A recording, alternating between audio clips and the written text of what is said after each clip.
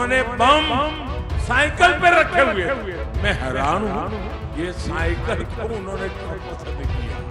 नमस्कार, मैं नियाज खान और आप देख रहे हैं एनएमएफ न्यूज। साल 2014 के बाद से बीजेपी सिर्फ मोदी के नाम पर ही चुनाव लड़ा करती थी, लेकिन इस बार यूपी के चुनाव में विरोधियों को मोदी और योगी के डबल अटैक का भी सामना करना पड़ रहा है।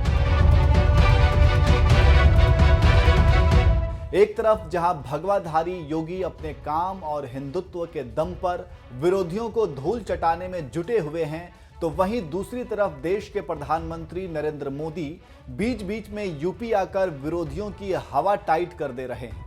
अभी रविवार को ही पीएम मोदी जिला हरदोई में रैली करने पहुंचे थे, जहां उन्होंने अहमदाबाद बम धमाके में आए फैसले का जिक्र करते हुए सपाई साइकिल को ही आतंकवाद से जोड़ दिया, जिसके बाद तो जैसे जबरदस्त सियासी बवाल मचा हुआ है। पत्रकार से लेकर खुद सपाई मुखिया अखिलेश यादव ने भी साइकिल के मुद्दे पर जबरदस्त पलटवार किया।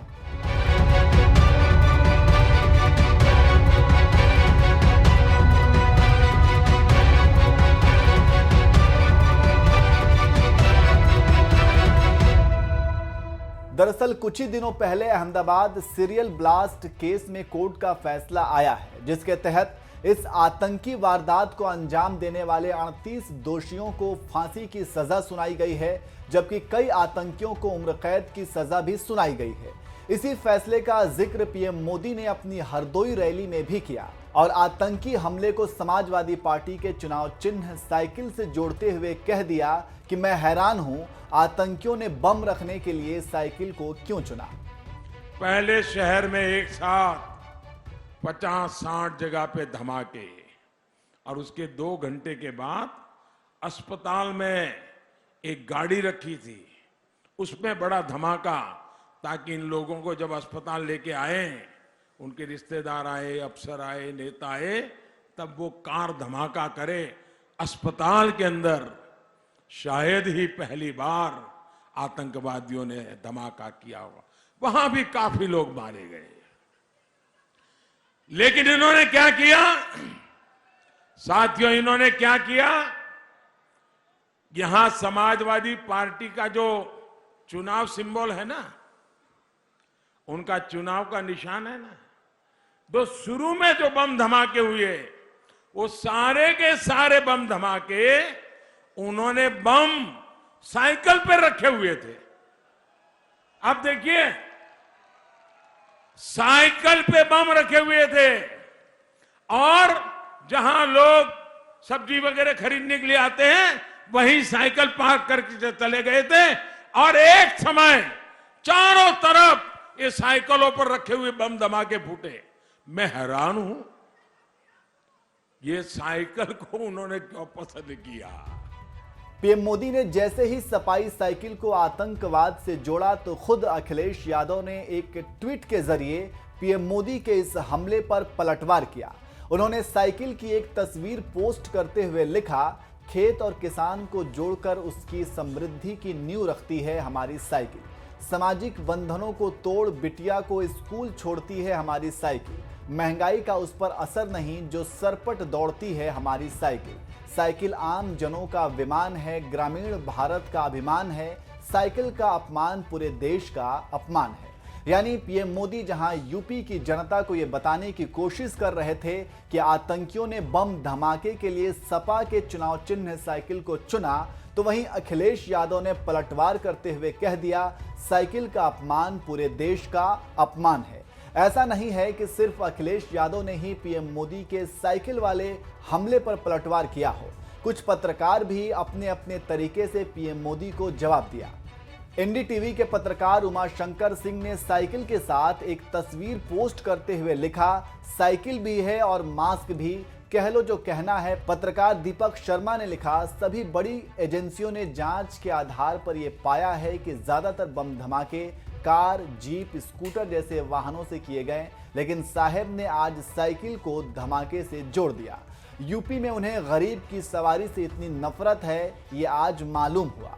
आरजेडी ने लालू यादव की साइकिल वाली तस्वीर पोस्ट करते हुए लिखा, लालू जी कहते थे ये नरेंद्र मोदी केवल पूंजीपतियों की सोचता है। देश में ये आदमी महंगाई बढ़ाएगा, अपने पूंजीपति साथियों के व्यापार का विस्तार करवाएगा। अब वो सब सच हो रहा है।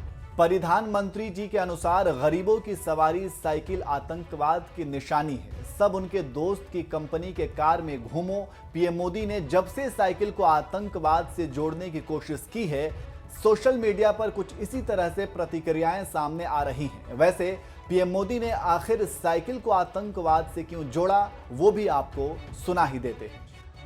यहां उत्तर प्रदेश में साथियों 2006 में काशी में बम धमाका हुआ था। संकट मोचन मंदिर भी धमाका किया गया था। वहां के कैंट रेलवे स्टेशन भी हमला किया गया था। तब यूपी में समाजवादी पार्टी की सरकार थी। जब 2013 में समाजवादी पार्टी की सरकार फिर से सत्ता में आई तो इन लोगों ने शमीम अहमद नाम के आरोपी पर ये बम धमाका का जो चल रहे थे मुकदमों को वापस लेने का फैसला लिया था। भाइयों बहनों, क्या ये आपको मंजूर है? जिन्होंने काशी में धमाके किए उनके केस वापस लेने का निर्णय उचित था क्या? ये लोगों को आप कभी भी मौका देंगे तो ये अपनी वारदातें करेंगे कि नहीं करेंगे? पीएम मोदी ने इसी तरह से समाजवादी पार्टी की सरकार के दौरान हुए बम धमाकों का मुद्दा उठाकर सपा पर आतंकवाद का समर्थन करने का आरोप लगाया। इसी रैली में पीएम मोदी ने सपा के साथ साथ कांग्रेस को भी आड़े हाथों लिया और कहा, आतंकियों के खिलाफ कार्रवाई होती है तो सपा कांग्रेस के नेता आंसू बहाते हैं।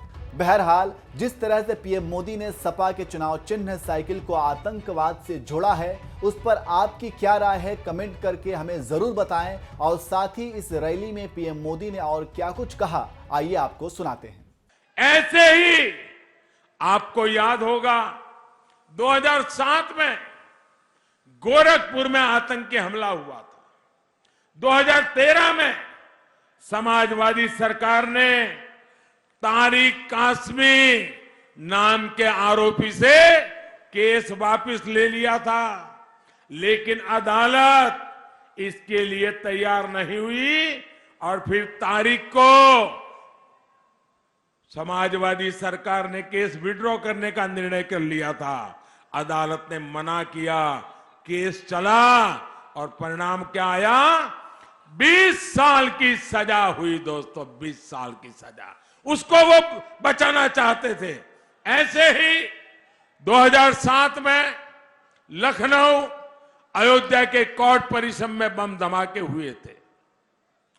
2013 में समाजवादी सरकार ने फिर आतंकी पर चल रहा मुकदमा वापस ले लिया था, लेकिन इस मामले में भी अदालत ने समाजवादी सरकार की साजिश नहीं चलने दी और आतंकी को आजीवन कारावास की सजा सुनाई।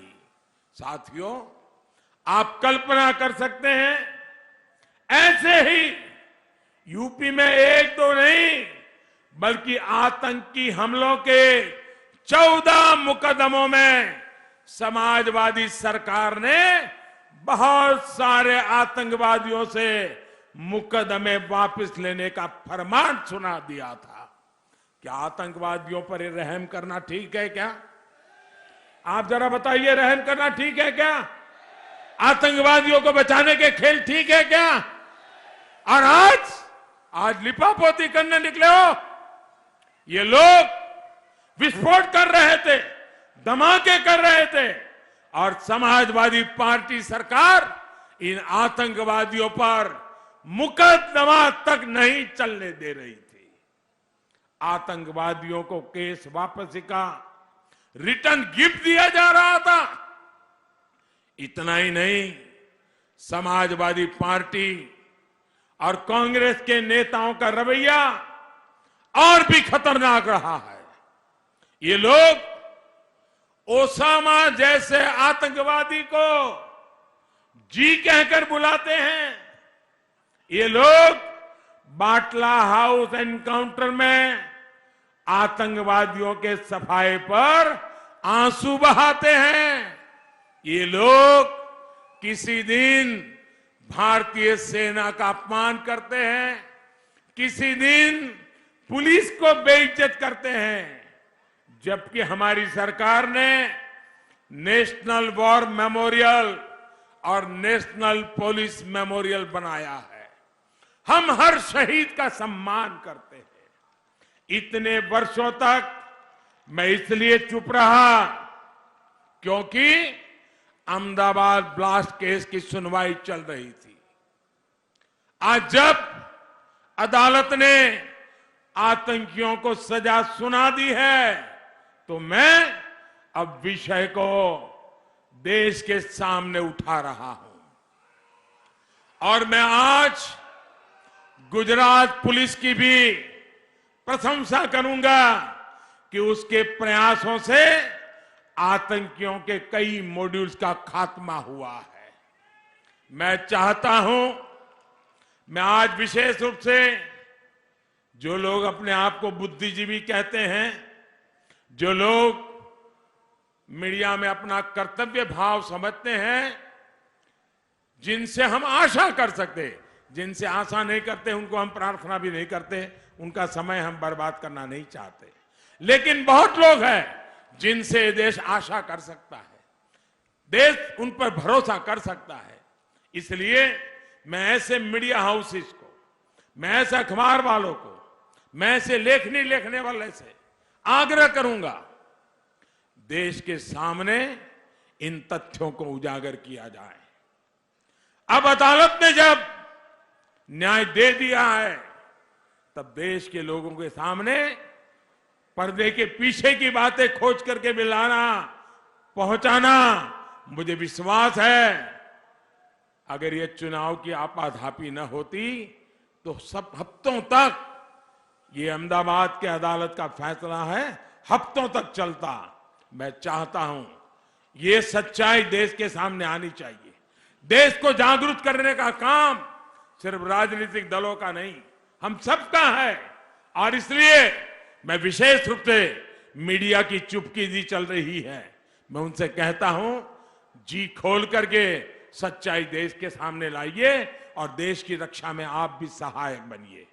हमें ऐसे लोगों से, भाइयों बहनों, हमें ऐसे लोगों से, ऐसे राजनीतिक दलों से हमेशा सतर्क रहना है।